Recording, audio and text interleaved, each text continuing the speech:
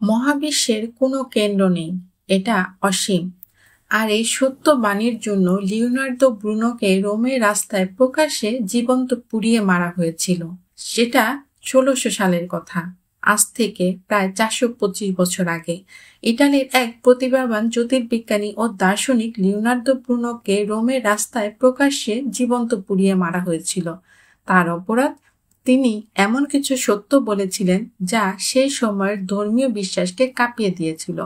Bruno বলেছিলেন, আমাদের সূর্যই একমাত্র নয়, অগণিত তারা আছে যেখানে প্রত্যেকেই সূর্যের মতো আলো ছড়ায়, আর তাদের চারপাশে ঘুরে পৃথিবীর মতো অনেক গ্রহ। এমন কথা বলা মানেই সেই সময় ধর্মের বিরুদ্ধে বিদ্রোহ ঘোষণা করা।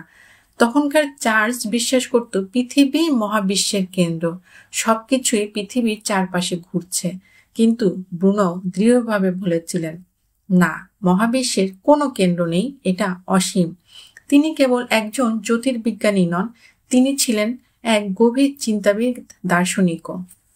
হার্মেটিসিজমের দর্শনে বিশ্বাসী ব্রুনো মহাবিশ্বকে দেখেছিলেন এক মরমী দৃষ্টিতে, যেখানে প্রতিটি নক্ষত্র, প্রতিটি গ্রহের মধ্যেই লুকিয়ে আছে সৃষ্টির একক শক্তি। তার এই ধারণাগুলো শুধু চার্চের বিপরীতে যায়নি, বরং তাদের ক্ষমতার ভিত্তিটাই কাঁপিয়ে দিয়েছিল। তাই শুরু হয় তার বিরুদ্ধে রোমান ইনকুইজিশন, এক নির্মম বিচার প্রক্রিয়া। ব্রুনোকে ৮ বছরের জন্য কারাগারে বন্দী রাখা হয়। অমানবিক নির্যাতনের মধ্যেও তিনি একবারও তার মতবাদ ফিরিয়ে নেননি। বারবার তাকে বলা হয়েছিল, তুমি যদি ক্ষমা চাও বেঁচে যাবে। কিন্তু ব্রুনের উত্তর ছিল সাহসী ও নির্ভীক।